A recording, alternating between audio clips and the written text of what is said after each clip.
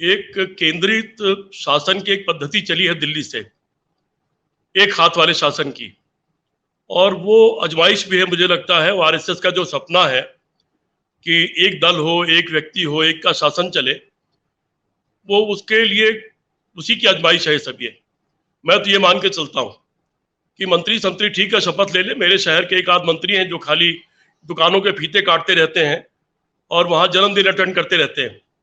मैंने उनको कभी नहीं देखा कोई मंत्रिमंडल के अपने मंत्री विभाग की मीटिंग करते हुए। मैंने यहां तक भी नहीं देखा उनको कि जिले स्तर पर, आमतौर पर जो मंत्री होते हैं, हम लोग तो खैर मंत्री भी नहीं थे, लेकिन अगर कमिश्नर से कह दिया कि हमको एक मीटिंग लेनी है जिले के विकास के बारे में और उसमें सारे डिपार्टमेंट के लोग होने चाहिए, तो सारे विभागाध्यक्ष इंक्लूडिंग कमिश्नर हमारे जैसे आदमी के बुलाने पर आए और बाकायदा कई मुद्दों पर मीटिंग की और हमने उसका प्रस्ताव बना के भेज दिया सरकार को। इस सरकार में मैं भारत सरकार के मंत्री से लेकर और प्रदेश सरकार के कैबिनेट मंत्री तक किसी की इतनी हैसियत भी नहीं देख पा रहा हूं कि वो दरोगा जी को भाई साहब कह करके बात कर लें तो अलग बात है, नहीं तो वो किसी दरोगा को ये भी कह दें कि ये गलत है, ये सही है, ये कर दो या न करो। इतनी हैसियत नहीं देख पा रहा हूं मैं इसको दो नजरिए से देखता हूं। एक तो होता है जब अक्षम शासन होता है और वो असुरक्षित होता है, तब ऐसे हालात पैदा होते हैं। और दूसरा यह है कि सोचे समझे तरीके से उस व्यवस्था की आजमाइश की जा रही है, जो व्यवस्था संपूर्ण राज्य सारी ताकत अपने हाथ में लेने के बाद, जो आरएसएस का सपना हम जैसे लोग मानते हैं भविष्य का सपना है, ये उसकी आजमाइश है कि जरा करके देखते हैं कि अगर एक व्यक्ति का शासन चलाना हो, बिना लोकतांत्रिक व्यवस्था के शासन चलाना हो, बिना चुने हुए लोगों के द्वारा शासन चलाना हो, तो कैसे चल सकता है। पता नहीं मेरे सब विद्वान साथी हैं ये इस दृष्टि से सोचते हैं या नहीं सोचते हैं, लेकिन मैं इस दृष्टि से भी इनके इस पूरे सिस्टम को जिस तरह ये सरकार चला रहे हैं, मैं उसी दृष्टि से देखता हूं कि हमारे आदेश मांगने वाले कुछ नौकर होने चाहिए। अभी एक विभाग के एक बड़े अधिकारी, अभी जब पिछले दिनों में लखनऊ में था, तो चूंकि मेरा पैर टूटा हुआ था तो और मेरे परिचित थे, मुझे देखने आ गए, बैठकर बातें होने लगी। मैं इन चारों साथियों को बताना चाहता हूं, एक चर्चित विभाग जिसके बारे में पुरानी सरकारों में चर्चा हुआ करती थी, मायावती और मुलायम सिंह की सरकारों में, कि इतने करोड़ रुपया हर महीने या साल उस विभाग से फिक्स मिलता है और पौंटी चद्दा के नाम पर भी तमाम चीजें होती थी। उस अधिकारी, जिम्मेदार और बहुत बड़े उच्च पदस्थ अधिकारी उसी विभाग के, वो मुझे उस दिन ये बता के गए कि दरअसल वो फला फला प्रमुख सचिव कई विभाग के इकट्ठे इसलिए रखे गए हैं कि पहले के मुकाबले कहीं ज्यादा बड़ा अमाउंट सीधे पार्टी के दफ्तर में फला आदमी को पहुंचाते हैं, और वो उसी विभाग के अधिकारी हैं। और भी बहुत सारी चीजें बता के गए वो मुझे उस दिन। व्यक्तिगत रूप से वो सभी लोगों ने स्वीकार कर लिया भ्रष्टाचार की सीमाएं कहां तक है। आप लोग, हम लोग राजनीतिक या सामाजिक कार्यकर्ता हैं, जुड़े हुए हैं, तमाम लोगों के लिए फोन करना पड़ता है, कहना पड़ता है। और जितनी बेशर्मी से इस जमाने में व्यवस्था का आदमी सीधे कह देता है कि ऐसा करिए, उनको ऐसे भेज दीजिए। पहले सरकार किसी की भी रही हो, लेकिन थोड़ा बहुत शर्म लिहाज आंख में, कम से कम अगर कोई शीतल पी सिंह फोन कर दें, संतोष भारती फोन कर दें, अजय शुक्ला या सिद्धार्थ कलहंस फोन कर दें, या वनिता आप खुद फोन कर दो, तो कोई न कोई एक लिहाज हुआ करता था। वो लिहाज पूरी तरह से इस सरकार में गायब है। भ्रष्टाचार चरम सीमा पर है। दूसरी बात, जहां तक हम उत्तर प्रदेश की बात कर रहे हैं, ये तो आप लोगों ने सभी ने वो दृश्य देखा था जब योगी आदित्यनाथ के खिलाफ 150 से लेकर 200 तक विधायक विधानसभा में धरने पर बैठ गए थे। और अगर विधायकों से पूछा जाता, इस बार भी, कल भी पूछा जाए, जो साथी ये मानते हैं कि इनको हटाया नहीं जा सकता, हटाना तो बहुत आसान काम है। सिर्फ विधायकों की बैठक बुला के एक दिन ये तय कर लेना, भाई बताओ आप क्या कहना चाहते हो। तो मुझे लगता है 10-5 विधायकों को छोड़ के सारे लोग कहेंगे कि योगी जी को हटाना चाहते हैं। और इस बार भी अमित शाह को भेजा गया था। मुख्यमंत्री की शपथ में काफी देरी हुई थी और उस शपथ के पहले न जाने क्या क्या कारनामे हुए। आरएसएस के संघ चालक को गोरखपुर का 3 दिन का विशेष दौरा बनाना पड़ा और वहां योगी आदित्यनाथ जी पहुंचे, उनकी कुछ बातचीत हुई। सब विद्वान साथी उस सब चीज के बारे में जानते होंगे। और विभिन्न शर्तों पर फिर ये सरकार बनी, जिसमें योगी जी के मनमर्जी के खिलाफ भी तमाम मंत्री दिए, और मंत्री ही नहीं, विभाग भी छाट छाट के दिए गए। इलाहाबाद वाले को औद्योगिक विकास दिया गया। ऐसी अलग अलग, उसके पीछे बहुत छोटी वो डिबेट की का लेवल बड़ा हल्का हो जाएगा। तो एक अलग तरह की चीजें चल रही हैं। ये पार्टी जो विश्वास करती है कि हम पैसा फेंक करके और पैसा बांट करके हम देश के लोकतंत्र को खरीद सकते हैं और प्रभावित कर सकते हैं, कुछ घपला करके भी कर सकते हैं। पिछले चुनाव में आपको ध्यान होगा, लोकसभा के चुनाव में मैं तो आश्चर्यचकित हूं कि देश के तमाम सो कॉल्ड बड़े नेता उस पर निगाह क्यों नहीं रखते। संतोष भारती तो खुद भी एमपी रहे हैं, खुद सांसद रहे हैं, ये पता नहीं ये लोग भी गौर करते कि नहीं करते। जब रिजल्ट निकला था तो 270 सीटें लोकसभा की ऐसी थी जिसमें पड़े हुए वोट और गिने हुए वोट में अंतर आया था, और जो ही किसी ने इंगित किया उस बारे में, तुरंत चुनाव आयोग ने अपनी वेबसाइट से वो पूरा रिकॉर्ड हटा दिया। लेकिन फिर भी लोगों ने तो ले लिया था। आखिर बड़े देश के नेता जो उसका विकल्प बनना चाहते हैं, उन्होंने उसका पीछा क्यों नहीं किया? उस पर कोई केसेस क्यों नहीं चले? उन सारी सीट पर चुनाव हारे हुए लोगों ने उस पर मुकदमे क्यों नहीं कायम किए?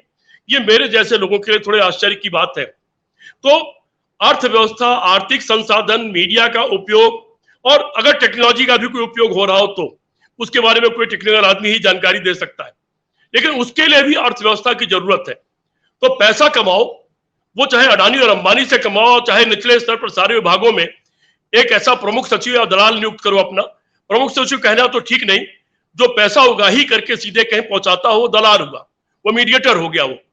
तो इस तरह के मीडिएटर नियुक्त करके उनके द्वारा सरकार चलाना, और सरकार चलाने के लिए करना क्या है? कुछ भी नहीं करना है। पैसा बांटते जाओ, नीचे तक जाता जाएगा, काम होता जाएगा, सबके हिस्से मिलते जाएंगे। उसमें तो मुख्यमंत्री और मंत्री की जरूरत भी नहीं है। ब्यूरोक्रेसी में क्लर्क से लेकर के चीफ सेक्रेटरी तक चाहे तो सरकार चलती रहेगी, सबके हिस्से बांट होते रहेंगे, सड़क और पुल के ठेके उठते रहेंगे, और जो जो काम है होते रहेंगे। और इस सरकार में तो खैर मैं कुछ लोग हैं जो हम लोगों के पर्सनल मित्र भी हैं, मैंने उनकी लाचारी देखी है, व्यक्तिगत बातचीत हुई कुछ लोगों से, और ऐसे लोग जो बहुत धाकड़ माने जाते थे उनको मैंने लाचार होते हुए देखा। बोले राय साहब, इस सरकार में हम केवल नाम के हैं, अब अगर बेइज्जती कराना चाहे और राजनीति से बाहर होना चाहे तो क्रांति कर दे, इस्तीफा दे दें तो ठीक है, एक दिन की न्यूज बन जाएंगे, 4 दिन की न्यूज बन जाएंगे। अभी कम से कम एक छुपा छुपाया सम्मान तो है, लेकिन औकात हमारी कुछ नहीं है। ये खुद मंत्री के खुद के जवाब है। मैं जानता हूं कि वरिष्ठतम मंत्री खुद अपने रिश्तेदार का एक ट्रांसफर नहीं करा पाता है, और नहीं करा पाया है, करा पाता नहीं करा पाया है। ऐसे मैं कई मामले जानता हूं उत्तर प्रदेश के, आप लोग भी जानते होंगे, जो लखनऊ में रहते हैं उनको तो सारी जानकारी है। तो विनीता, ये जो सिस्टम है ये पूरा घालमेल है। पिछली बार भी सरकार से इस्तीफा दिया था ओम प्रकाश राजभर ने, लेकिन वो एलाइज पार्टी का आदमी था। इस बार इस्तीफा दिया है पार्टी के आदमी ने, वो भी खटीक समाज के आदमी ने। उसने एक लंबी चौड़ी चिट्ठी लिखी है।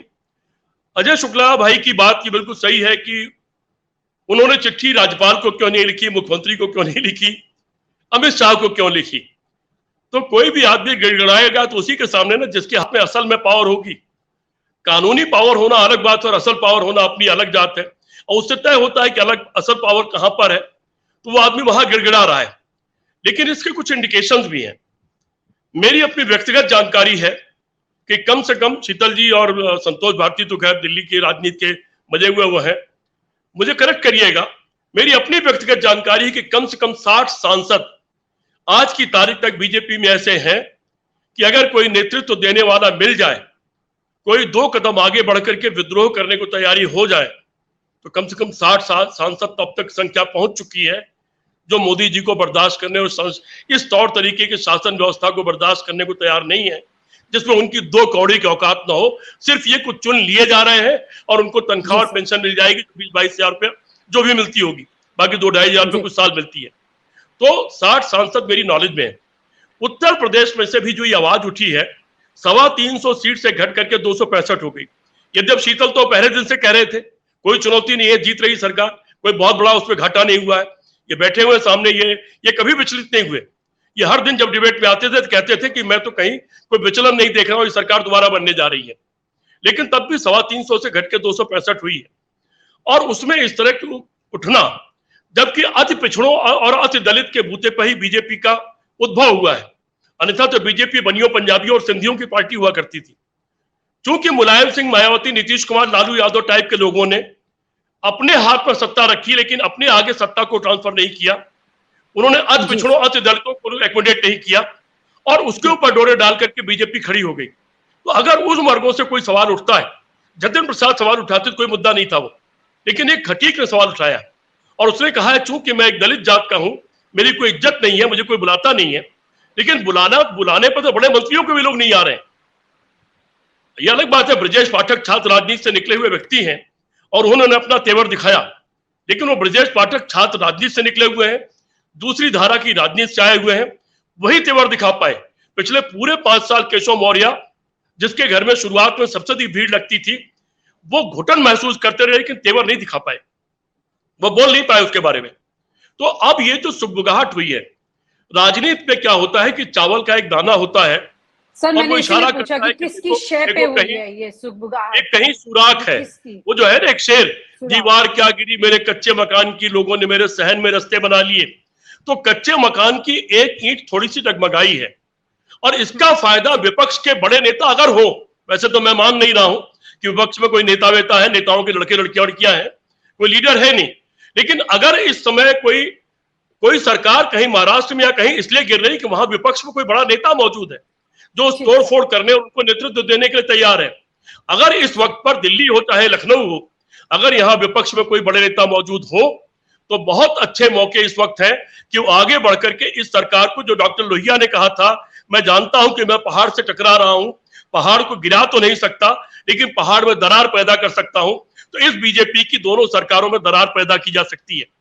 और ये अपने आप में ये इस सरकार पर सवाल भी उठाती है और इस सरकार की कमजोरी भी जाहिर करती है, जो ये घटना है। और आप हमसे जुड़े रहने के लिए सब्सक्राइब करें YouTube पर, फॉलो करें Twitter पर और लाइक करें Facebook पर। और ज्यादा जानकारी के लिए आपको टाइप करना होगा सिर्फ न्यूज़ नशा।